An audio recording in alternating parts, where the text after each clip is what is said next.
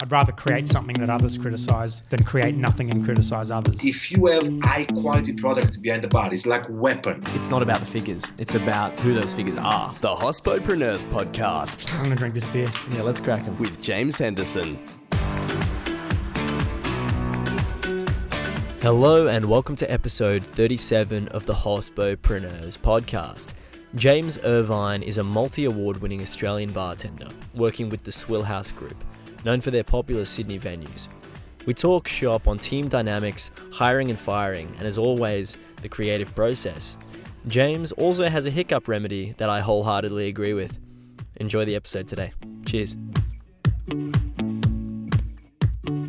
Hello and welcome to the show, James. Thanks for having me, James. Cheers, mate. No worries at all. James, I like to start the episode by asking if you have a crazy hospitality story. I do have some really funny stories, interactive stories, but nothing that's too crazy. I'm a pretty boring dude when you get down to it. What about weird and wonderful, something even dangerous, exciting, strange that you've seen a patron do in the bar? The funniest thing I've seen in a bar is working next to one of my colleagues who, let's be honest, he should be a male model. He is ripped, tall, handsome, flowing hair. He's just an Adonis. But sharing a station with him at the Baxter Inn one Friday night, and the bar was just filled with these lovely ladies just waiting for his attention. And they actually wouldn't let me serve them. So I went on a break and just left it to him. I had a good chuckle at that when that happened. They were just adamant that no one else could serve him. Swooning, yeah. Yeah. He had it. He was rocking it hard, yeah. What were they being served as well? I think it was just a whiskey apple or gin and tonic or something simple, but Yeah. they just wanted to talk to him and have it done by him. And I've never had that happen for me, but he's probably used to it by now. Awesome. Thanks for that, James. The next thing I want to ask you is, because a lot of people start with what, and I want to start with why. And I've mentioned Simon Sinek before, starting with why. I want to ask you why you do what you do. I actually started off bartending in 2010. I was a glassy. I think they were just short on a Friday or Saturday night. It was very busy. It was a very big kind of beer barn style venue, and they just needed a set of hands, and they chucked me in the deep end. I'd never made a drink before. I'm pretty sure I asked them what goes in a gin and tonic and a vodka soda, and then it just happened habitually that they kept giving me this regular shift. I was working nights initially to help pay for, my way through uni. Couldn't work days, had to go to class. And then after my degree, I sat down and had to think about it. I was like, you know what, I'm pretty into this. By this point, I'd been bartending for a couple of years and probably thought I was going to take over the world as a bartender extraordinaire at the age of 22. But I've stuck to it and I really enjoy it. So it became something that was to pay the bills to a real passionate career. What is it about that really inspires you or really got you interested in the bar? I think definitely for me it's the creative aspect to it, that real creative component of sitting down, putting ideas together, getting behind the bar. Obviously this has changed in the last, you could even look at back the last 5 years what bartenders are doing around the world. I really do think it is that creative push and that drive that bartenders have in the hospitality industry. A lot of people look at it as a correlation with the kitchen, so chefs and bartenders, and I mean no offense before I say this, but I think bartenders are actually leading the way in that creative front at the moment. Sorry to all the chefs listening. That's a strong argument. Yeah, man. Because chefs would argue the opposite. And I know a lot of bartenders who look at what's happening in the kitchens and then see that those sorts of things then happen in the bar. So I'm interested as to why you say that. To be brutally honest, I think that on a technical front, you look at the top tiers of cocktails and cocktail bars and bartenders, they are implementing new techniques. And it was a cross-pollination between kitchen and bar for a long time. And that was seen as a pioneering aspiration as a bartender. But now we're looking into different fields completely, taking techniques from essentially any form of liquid or solid. And what I mean by that is techniques such as, centrifugal separation, rotary evaporation, obviously different fermentive processes.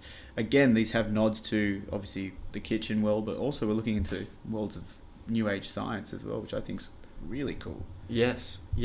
So even in your opinion then, based on that sort of answer, you'd suggest that the bar has overtaken the kitchen in innovation? Yeah, like I said, I say that quite gingerly, but I do see that, bartenders are going out on their own whim, using their imagination and creative skills beyond that kind of kitchen bar realm. We are going to get into innovation a little bit more later on in the episode. But what I want to open up is a little bit about what you do, just sort of What is it you do? To put it in a title, I'm the beverage director for the Swill House Group in Sydney. The venues include Shady Pine Saloon, the Baxter Inn, Frankie's Pizza, and Restaurant Hubert. Essentially, my role cross-pollinates between the venues of training, administrative, the creative input, whether it be drinks and menu design, and then service as well. So I'm still in the venues and I still make drinks and I still love doing that and talking to people, and I'll be in probably more than one venue each week, which is, again, fun. We've spoken with Jimmy Burchett and most recently on similar sort of way of operating, but I guess your position is like his mentor that he mentioned. I can't remember his name at the time of recording at the moment, but it'd be what he does where he oversees what's happening within the group. Is that correct? Sure, yeah. I mean, obviously each of those bars that I mentioned in Sydney probably runs itself. They're quite popular, and they've got the rock star teams in them. Kind of my role could just be reminding them to get their drinks in on time, if anyone's listening. If any of our bartenders are listening, But, we sit down and we have regular chats about upcoming menu changes, trainings. Obviously, we try to get people involved in making drinks as much as possible, because that is the way that you get better at it. Mm-hmm. It's the way that you improve your skills, and also you get pushed by the people that you surround yourself with. So what is a week in your sort of? I don't really suppose a day, because things change on the day to day. Yeah. So what about a week? What does that look like for you? Yeah, well put. Hospitality isn't the most fluent industry, because it tends to be a bit hectic at times. We try to kind of format a roster around every venue for me. So 5 days a week, I'll be across all 4 venues in an administrative capacity. Try to fit in a couple of trainings in the week there as well, if not fortnightly. And then the 3 services, so we try to spread that out across as many venues as well, which, again, just keeps that friendly reminder that, you got something due, or let's work on a drink together, or, just actually sometimes just bust drinks out, just bust a good service out, and it's, teamwork makes the dream work, so to speak. Yes. And how do you inspire that cohesion within a team? Like I said, we've got some pretty rock star bartenders and a really core, solid management team. And like I said, they just really do have that drive within themselves, which is great because it makes everyone's job easier. And you can't put it past them that, they're not doing all this stuff on their own, making drinks and bring them to a creative session, which is great. All credit to the team on that front. What about when things aren't working? What about when you have to have those difficult conversations? How do you go about that? Look, it's not the easiest chat. I mean, sometimes it is. It depends on the person. If I know something's not right, I tend to not present. However, if I do ask for someone's opinion, I want the honest feedback. And anyone who asks for an opinion should be prepared to hear the honest feedback. And, that's what I guess creative sessions and creative development is all about. It's implementing certain techniques and flavor profiles to get the best possible result. And you're not going to get it right the first time every time. Like sometimes you do. Sometimes you're just like, oh, cool, that's really good. I'll send that to a menu tasting and we'll see how we go. But I think that trial and error is the best way to approach that. And it's only going to make you a better bartender. And it's going to improve your palate and skill set tenfold if you do have knockbacks. So the more you have knockback, the more you learn. As I said, trial and error, and you do learn from your mistakes, as the cliche says. What about the fine line between constructive criticism and, just like almost a downright insult? Yeah, look, I mean, we're not here to bag each other out or anything, I think it is the way that you hold yourself and obviously present your feedback with validity. So the way that I do it personally is actually ask questions. So why'd you do that? Why'd you use this? Why did you go for that measurement? Why'd you serve it in this vessel? And that way you can kind of allow someone to develop their own answer and almost constructively give themselves feedback and could critique their input, which I think is important as well, because no one just wants to be told, no, you're wrong. And that's part of my, I guess that's part of my role, is to help develop on all those fronts. So technique, skill set, building drinks. I think a lot of bartenders forget how to actually sit down, envision something and work off a plan. You see a lot of bartenders just jump behind a bar and pick up bottles, which is all great, but at the end of the day, you got to kind of have that plan. Why do you need that plan? Well, I think it's just clarity, really. Like, to sum it up simply, just to have, that clarity of where you're going, how you're going to get there, and how you're going to execute it. For me, that just makes sense on how to get a really clean-cut, finished product. That's an interesting perspective. I think about having that plan as a way to systemize it for other people to punch out the same drink. Yeah, absolutely. So, like I said, you can look at making a drink in multiple ways. I guess there's many ways to skin a cat. I have my ways. Other people have their ways. You mentioned systems and procedures. I'm a very systematic person, so I'll write things down in a notebook, and I'll probably burn a few notebooks every year just with recipes. And like I said, they don't work all the time, first time. Sometimes they don't work at all. So just keep punching them out, keep trying new things, and that's actually where you start to get these new waves of bartending. And I think that, prior to 2005, there was a cocktail renaissance, and I think we're actually expanding upon that currently now. So we are in post-renaissance revolution. We are looking at probably some of the most inventive and lucrative drinks around the world at the moment, which is super exciting for me.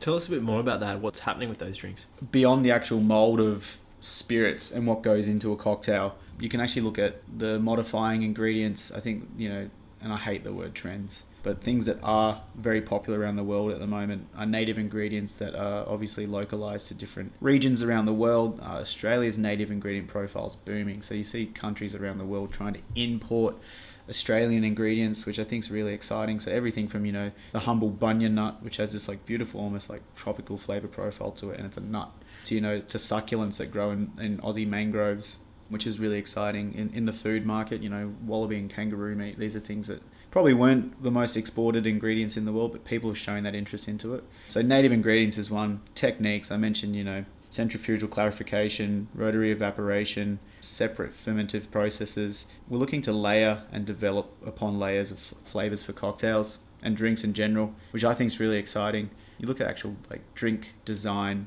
imagery as well. It's gone beyond the simple iPhone photo. And you see the way that menus are presented. Like I said, it's gone beyond the actual base spirit. You see just essentially what you'd read on a food menu. Again, to kind of correlate that with a kitchen, bartenders are approaching their drinks with the same emphasis that we would approach food as consumers. So obviously that does come with different techniques, playgrounds such as, bar labs. That's now a new wave era, which I think if you mentioned this, 20, 30 years ago, you would probably have been laughed at because it was all pre-packaged, pre-prepared. I might lose some friends for this, but not really, well-made classic drinks because of that. And, products with a shelf life obviously can't really beat the real thing. So I mentioned that 2005 Renaissance where bartenders started reading, classics, using fresher ingredients. I think that was like the building blocks for where we're at now. That's awesome. And obviously talking about innovation and trends, even though you don't like the word, is it really that's something I'm particularly interested in, and we're going to talk a little bit more about that later on in the episode. And it was interesting you made a point there about Australia's export market of agricultural goods. Australia is an agricultural economy, so it's interesting to think about those things as well, even exploding in other areas. And is it who's importing those ingredients? I'd like to know as well. Yeah, so I mean everything, as far as the United Kingdom to centralized Southeast Asia are looking for, and we're talking about some of the best bars in the world here in both those regions and in between. But the interest for native ingredients in general, so it could be native ingredients from Australia, it could be native ingredients from Thailand, it could be native ingredients to actually localized regions of the United Kingdom, for example. There's a great bar in London called Scout that only uses English produce in their drinks, which I think is absolutely amazing. It's very forward thinking, and they're revolutionizing the game, as I mentioned, with those techniques. So I think it's just like the actual concept of native. I use Australia as an example, but we are exporting stuff as well. So that's really cool. But I think, I think our meat market's probably the best example for that. I mean, that's obviously exploded with the Wagyu program that we export to Japan. But beyond that, I mentioned wallaby meat. That's actually growing in popularity again in Southeast Asia. So that's something I'm kind of really proud of to hear. Not only just as an Australian, but someone who does like to explore the native concepts of different countries. Yeah, I think it's cool. Start your wallaby farm. That's it, yeah. We'll come back to innovation in a little bit. I want to ask you about, because you're managing with the group, right? How do you deal with different specs that people use for drinks and stock and stock being out when someone decides, I'm going to make my drink, I'm going to make this particular classic with these ingredients instead of the house specs are? How do you manage those sorts of things? Because this is going to be a problem for all kinds of, not just bars, but maybe restaurants in groups where they decide, look, I'm going to do mine differently tonight. Sure. I can proudly say that we do have implemented systems and procedures to avoid that exact occurrence. Say if a bartender were to do that, obviously we do give our staff autocratic freedom to make drinks if someone requests it. However, if it's just, can I get a daiquiri, there's a go-to spec for that. Yes. They're taught this, they're trained on this, they're tested on this as well. So, you know, you're there to do a job, and that's a requirement of it, is to make it to spec. So if you go to Shady Pines, or if you go to Hubert, or if you go to the Baxter Inn, you're going to get a cocktail that's made the same way. We actually break it down all the way to the fact of you have your built drinks, like a gin and tonic is made the exact same way across all 4 venues. Yes. So garnish to the right amount of ice, right amount of garnish.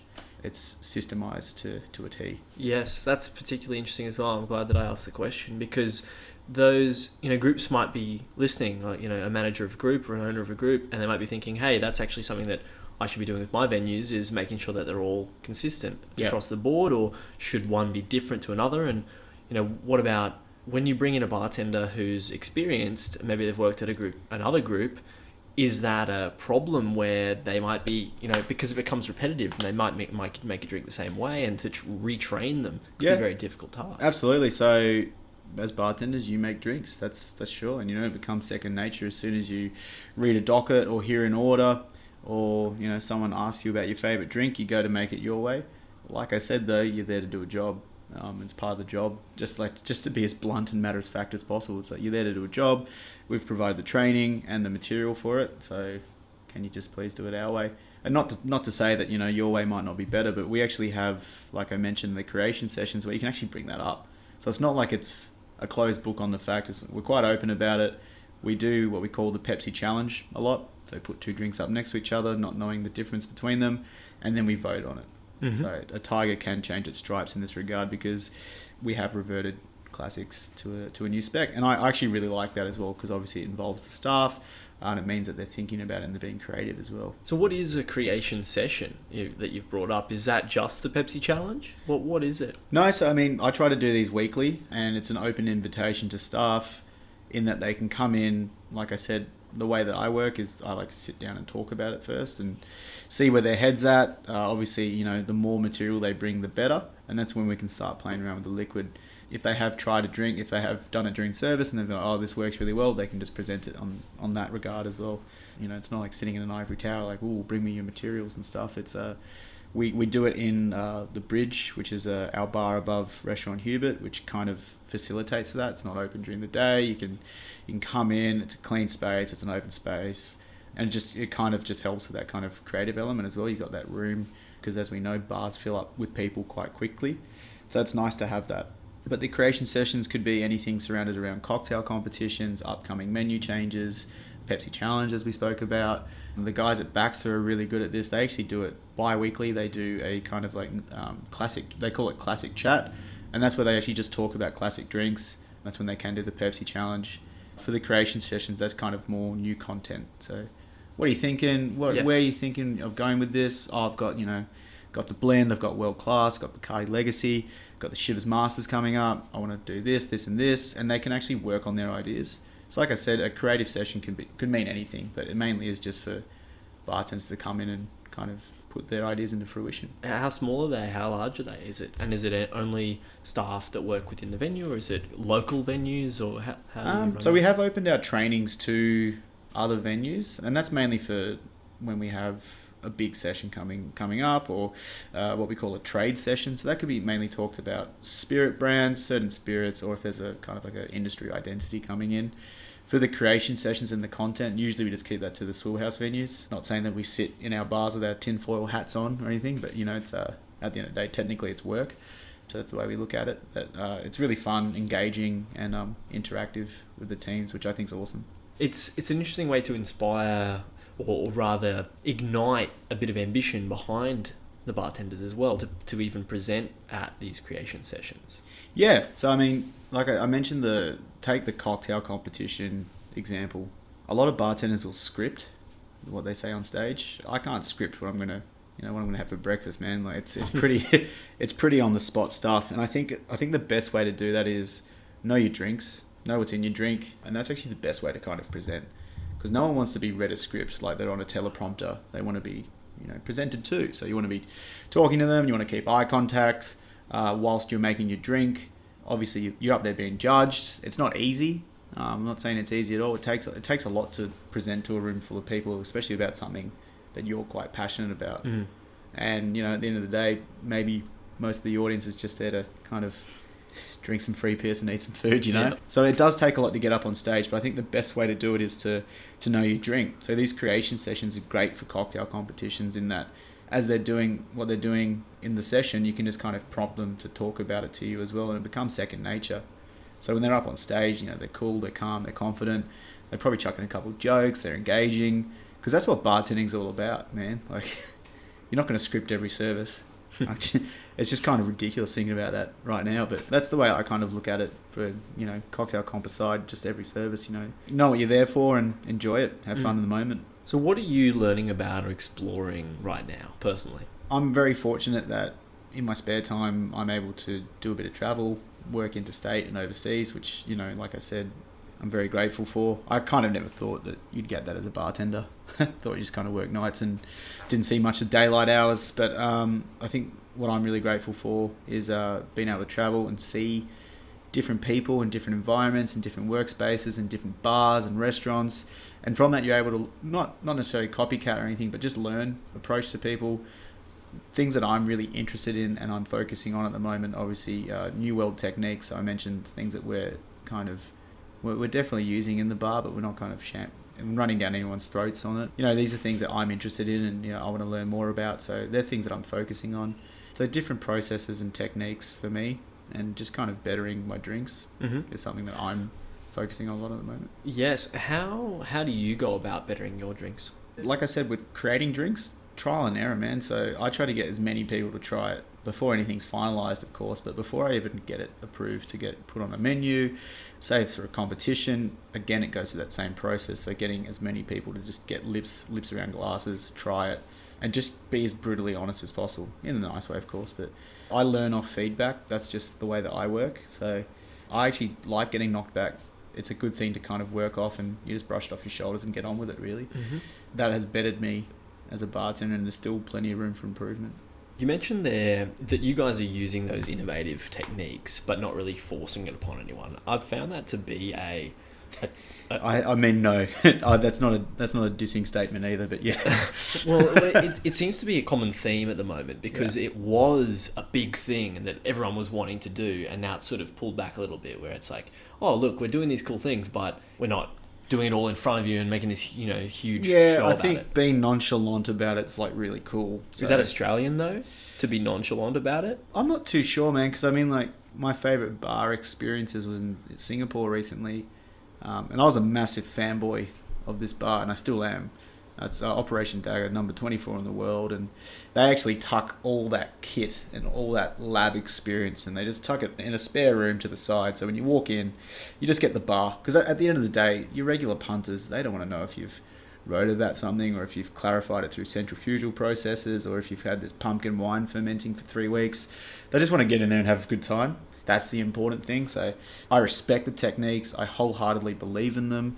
I just kind of think it's really cool when someone's like, oh yeah, if someone does ask you a question, like, oh yeah, you know, we redistilled some mulberries and we've got this cool off the rotovap distillate that we're using, and, you know, this is probably, you know, a really good drink because of it. So, sorry to interrupt you there, but then how do we teach patrons how much work goes into that then? Look, I think if someone's actually interested in the processes, they'll ask you. But if they're not, they're probably not going to ask you. Kind of save some time and oxygen not having to tell them that. And I know that sounds terrible to hear, but, you know, it's kind of like a matter of fact. Like, people want to go out to have fun, not necessarily learn stuff all the time. So they want to switch off, and they want to engage with their friends. You know, they're there to have a good time. And I believe that still to be the customary approach to hospitality in general. Is, you know, you're there to provide a service of obviously professionalism, but to make sure that people have fun. Innovative techniques. You've mentioned a little bit there. What innovative techniques have you seen in the industry?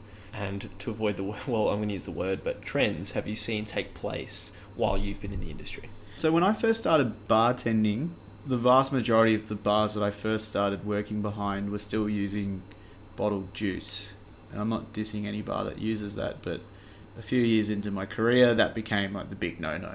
I was like, no, you don't use that. You got to use, you know, fresh is best. And then it changed from that to all homemade ingredients, or all ingredients that were made on site, because you couldn't buy pre-bottle grenadine, for example. And from that, you kind of developed that sense of, okay, cool, I've got to provide a bit more time than just a rocking up half an hour before and emptying some bottles and fine straining some pulp out of some pre-made juice. So you had that mise en place factor come into it, which I think is a really good, association to the kitchen. Yes, which is French for everything in its place. Yeah, things in places, essentially. So, and as I started progressing through my bartending career, that focus then moved on to kind of inventing your own flavors and using separate techniques and new techniques, and then again building upon that. So it started all the way off from using bottled juice to looking at citrus, and I'll use citrus juice as an example. So say you're using lemon juice to kind of using malic, citric, and scorbic acid as a base to kind of have the presence of acidity, but with no fresh or perishable ingredients in a drink. Mm-hmm. So that's what I mean by inventive. Obviously, stabilizing acids and shelf life acids are a great way to achieve that. But yeah, I also still believe in really well-made classic drinks, and I have all the respect for that as well. So I think the humble daiquiri can be a drink that's either going to give you acid reflux or diabetes if made incorrectly. So I still think that at the end of the day, you are looking for something that's incredibly well balanced, whether it be a classic that you've known your whole life or for something that you're trying new for the first time. So I think that ingredients and technique have to have validity if they're being used in whatever capacity, man. So I still think that at the end of the day, you're there to make the best possible drink with whatever means you can. If you're a real innovator in this particular space, then how do you justify that validity of a new technique or ingredient? My dad, if he's listening, will be very proud to hear this. You gotta plan your work and work your plan. Say if you want to, have a real kind of fresh basil flavor in a drink, and you've tried infusing a base spirit with basil. Obviously, basil's quite a gentle herb. If you leave that in a neutralized spirit, such as gin or vodka, it'll oxidize and turn brown. The leaves will die, and it'll kind of leave you with a murky liquid. A good technique for that is to obviously take the basil, neutralize it in spirit, and then you can control temperature and pressure whilst doing that. And that's through the process of rotary evaporation, for example. And from that, you'll avoid all those negatives I just mentioned. So for me, that's a good end goal for it. That's a good cause and reason to do a certain technique such as rotary evaporation. I think if you're doing that just to say that you are using a rotavap, you're wasting a lot of money, because these are expensive toys.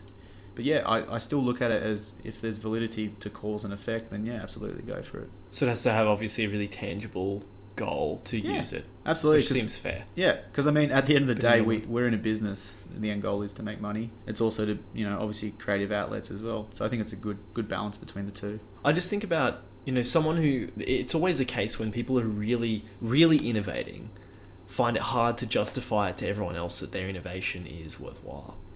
Sure. The way I look at that personally is, haters are going to hate. like seriously, man. I mean, if you're not hurting anyone, man, and you're doing something seriously. Like, quote for the episode. Yeah. I mean, haters going to hate. Haters going to hate. I mean, if someone still wants to cut you down because, you're doing something that you're really passionate about and, like I said, there's validity behind it and you're getting the results, it probably is because, they've got too much time on their hands and, they've got nothing better to do. So I kind of look at it like that.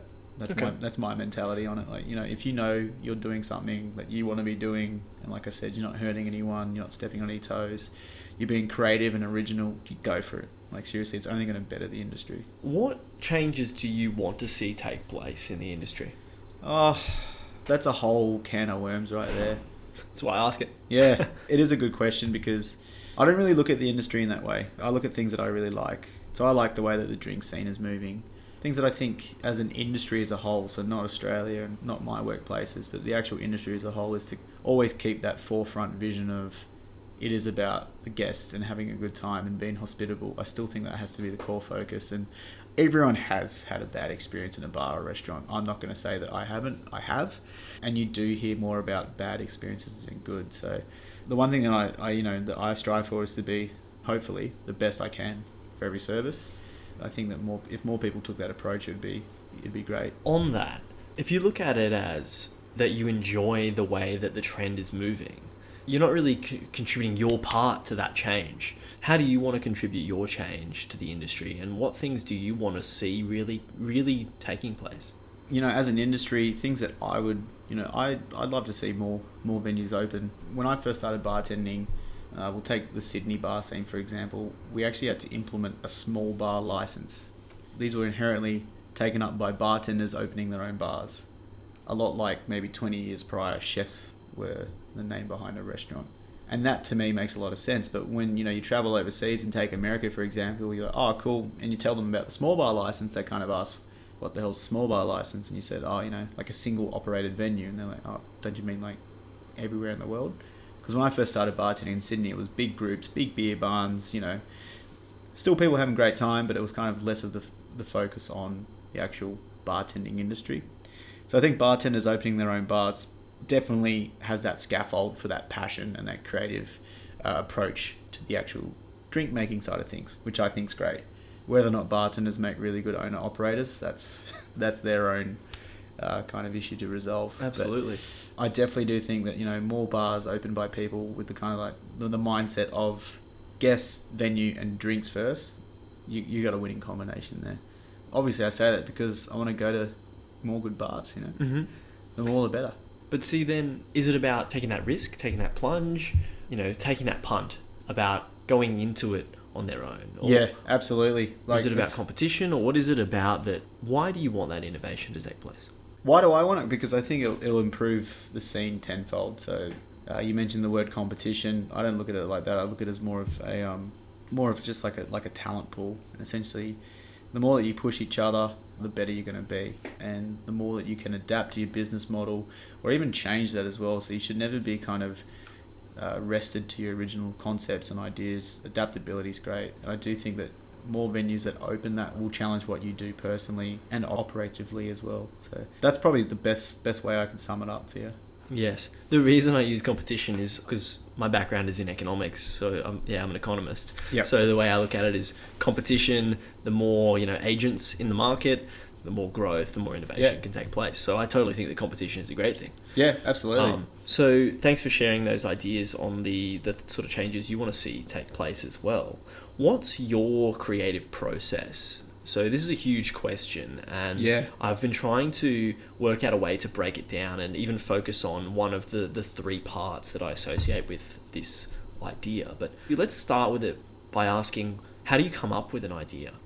And that is a really good question, because obviously everyone's different when it comes to sources of inspiration. I'm based off experiences personally, and the way I look at it as a creative approach is that everyone's had different experiences in their life. Mm-hmm. So that's that's a nearly 7 billion person question right there. So that's nearly 7 billion avenues of sources of creativity, which I think's amazing. And if you watch Rick and Morty, there's probably parallel universes where there's even more people.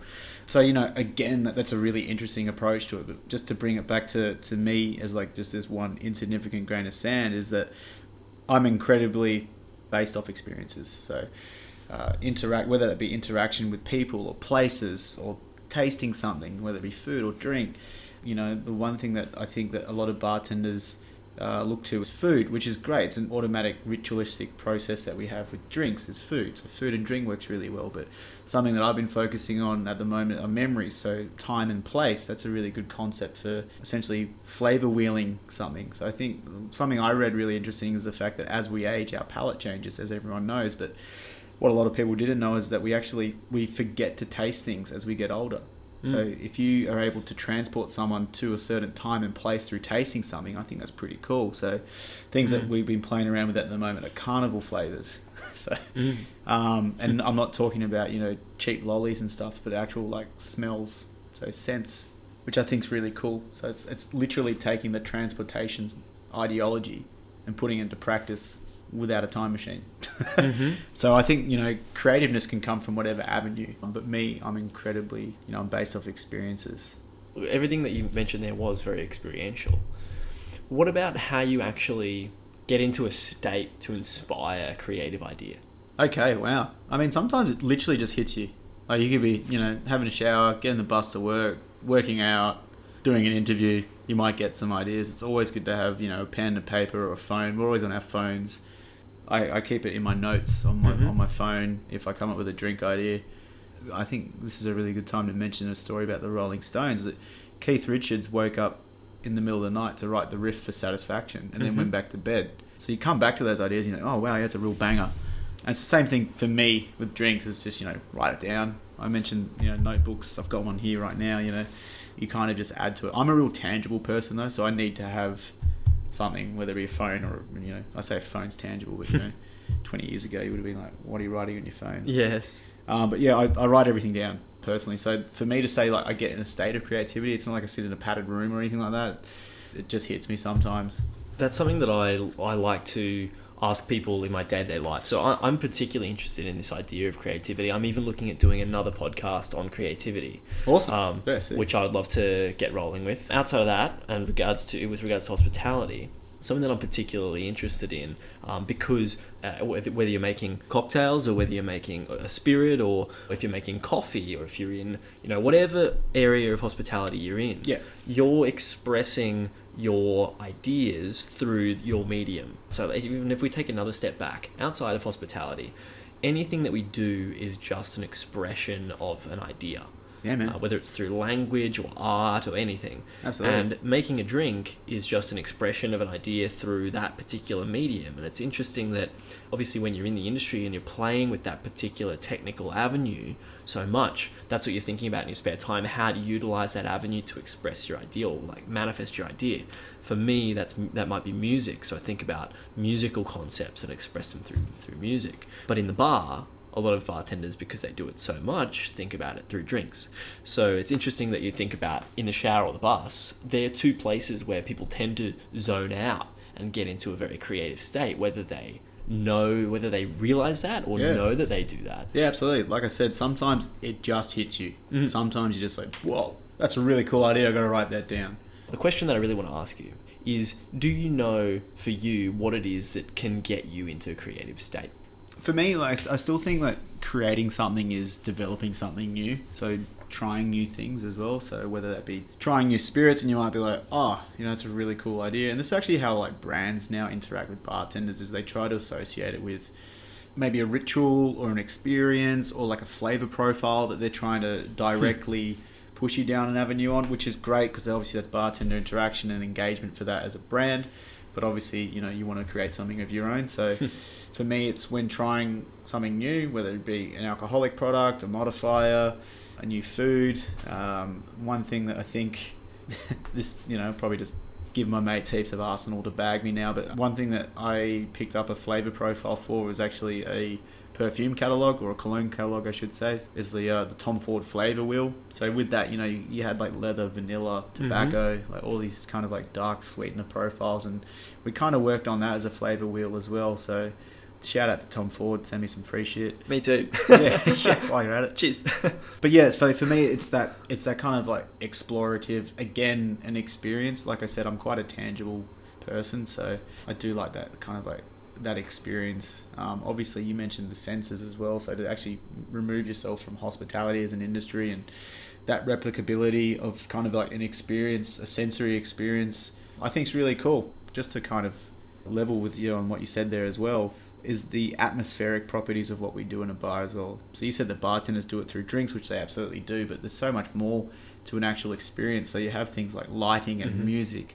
Is your countertop dry? Because like I said, you tend to hear bad reviews before you hear good reviews. So, it could be as easy as welcoming someone, offering them a menu instead of just putting it down in front of them. Because totally.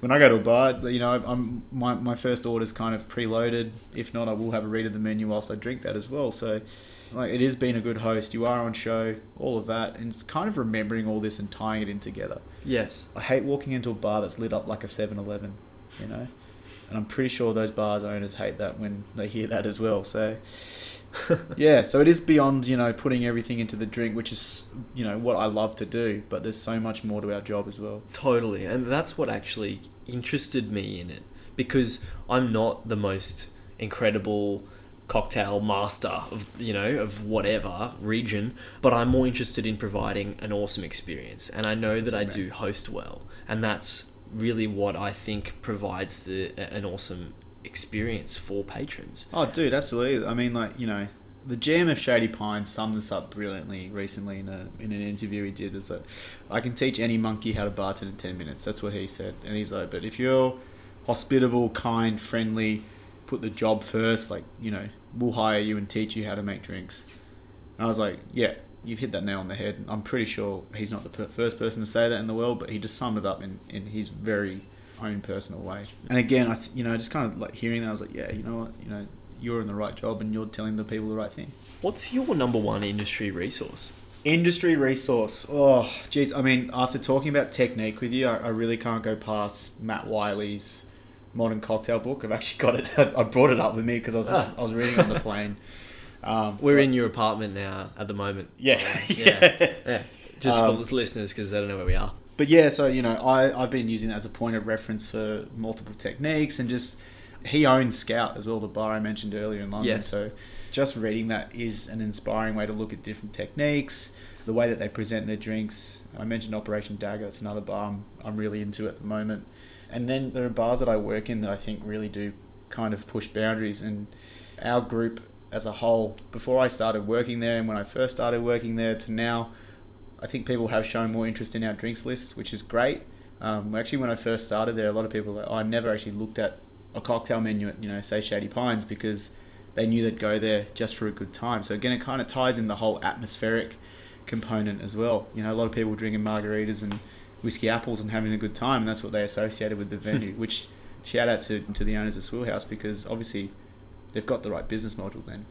So, people like go there for a good time and like, oh, you guys do your own drinks as well. That's great. So I think that's really cool. And I still think, that still is the forefront of importance in our industry. Yeah, awesome. Thank you for sharing those resources. If someone wants to do what you do, what advice would you have for them? I think top of the list is be prepared to be told no. As much responsibility and ownership I do have over certain aspects of the bars and the group, everything that I do has to be approved, and I still send it to approval and I CC everyone in on it, and it still is collectively a group decision. And you know what, if it's not my bar, they're not my venues, if they think it's not for them, or if it's not the right time, it's a no. It's a 2-letter word, and I hear a lot of it. So be prepared to be told no.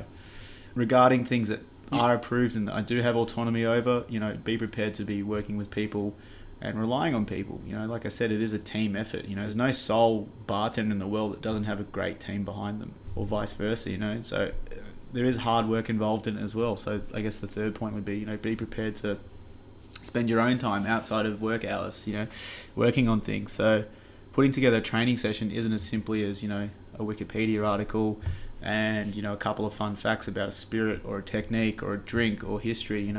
There are additional hours to this that you have to do, which again, is something I was fortunate enough to fall into a job that I really love and I'm really passionate about. So for me, it doesn't feel like work, but it definitely does involve doing some work. But yeah, I still think, be prepared to hear no, work as a team. Obviously, you get out what you put in, to quote the, is it a Nutrigrain? Nutrigrain spiel? Shout out I think it's been used before, Nutrigrain. Yeah. For sure. Shout out to those guys as well. But yeah, I do think, hard work pays off. And there are so many hardworking people in this industry, in whatever sector. Do you have a mentor or someone that you're learning from or have learned from on your journey? Yeah, absolutely. So like I said, I work off experiences, and I think the guys that I work for really do kind of, like I said, be prepared to hear no. I think that's the hardest part of any job, particularly theirs, as well as telling people, no, it's not quite right, it's not what we want. And obviously you respect that and you adhere to that. And also I think that gives you drive.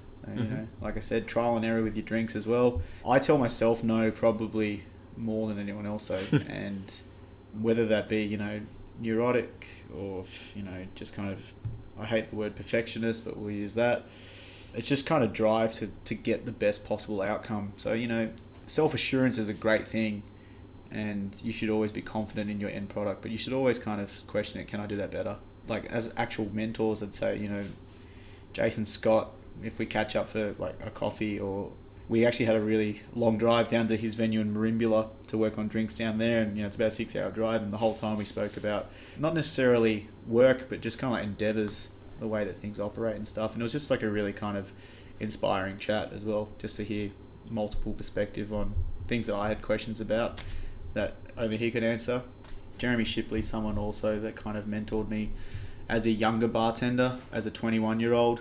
So much so that towards the end of my time working for him, I was his bar manager and only left because of a new opportunity with the Swill House group. So I'll always have that kind of like fond fond thought of that. It was just like literally, the bar was called Hinky Dinks. Literally like just making drinks for the sake of making like good drinks, and it was just really fun. So people would come in, you know, they weren't too tech heavy back in the day either. So we're talking maybe 7 years ago now, and it was just like just really fun, serious drinks. So, you know, made obviously fresh to order, obviously with a flavour profile in mind, but just like really fun, clean cut drinks.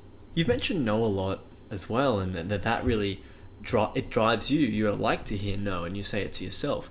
Do you find that you respond to negativity more than positivity? Yes. To sum that up really shortly, yeah. I think that when you hear something negative, or not necessarily like no is not actually a negative word.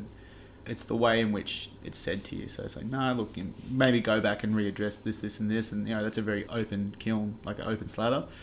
I do think if people hear no, they want to challenge that and they want to better it. So it's almost like if you hear no, it's like, well, what else you got? You know, let's talk about it. Let's improve upon that. You know, we're not saying no as in a no game over type thing. It's no.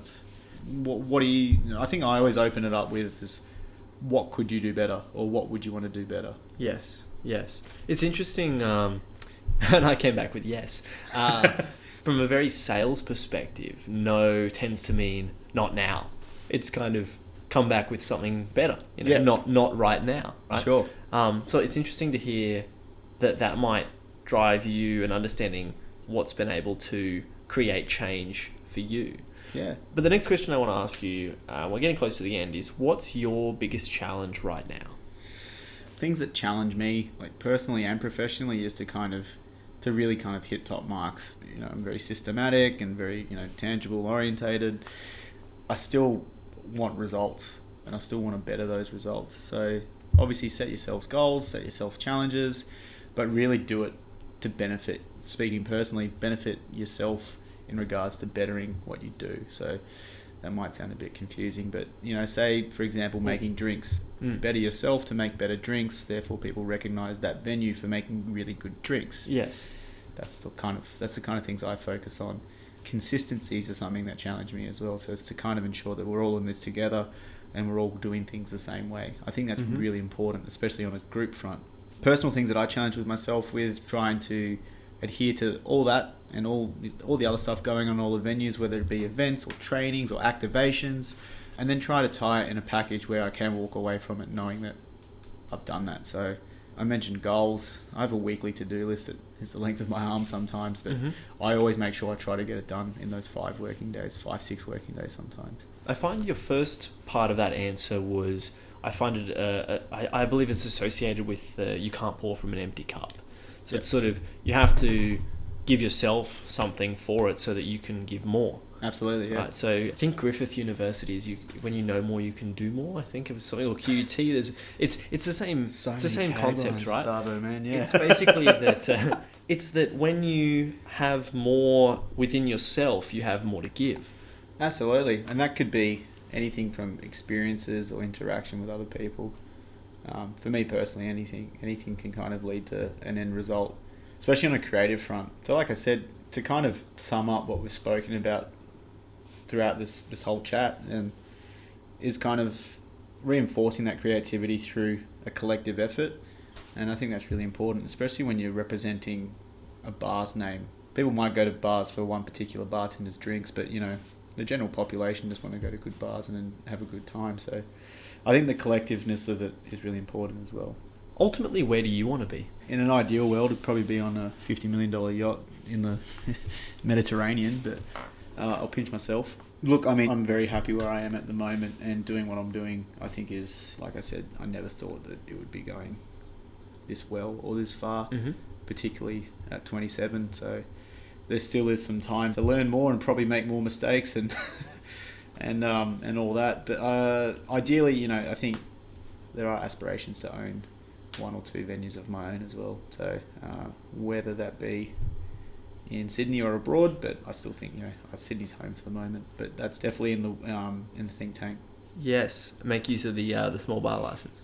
Yeah, that's it. Yeah. Well, you know, knowing Sydney, there might be a new law. A new one, yeah. I've got one last question. This is a fun one that I've not used, but it was a question that I thought about long before I even started the show. Great. And so Awesome. I'm going to ask it to you. You're the first person I've asked it to. And I'd like to know, if this is for bartenders, what's your hiccup cure? Because every bartender gets this question. Yeah. No, dude. Oh, this is a fail-safe. So But everyone says that, right? No. This like, this works. So for 2 years, finishing last October, I was the national brand ambassador for the House of Angostura and part of their global team. Yep. Literally a lemon wedge doused with 5 dashes of Angostura aromatic bitters.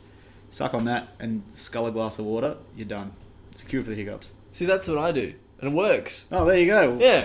But that's basically Mike. Sometimes You've kept that I to smack yourself. some red cordial on it too. Oof. And then, you're not don't have hiccups after that. Nah, man. You might have diabetes. Shout out to AB. Yeah, no, it definitely does the trick. Yeah. But I wonder, because everyone seems to have a different cure.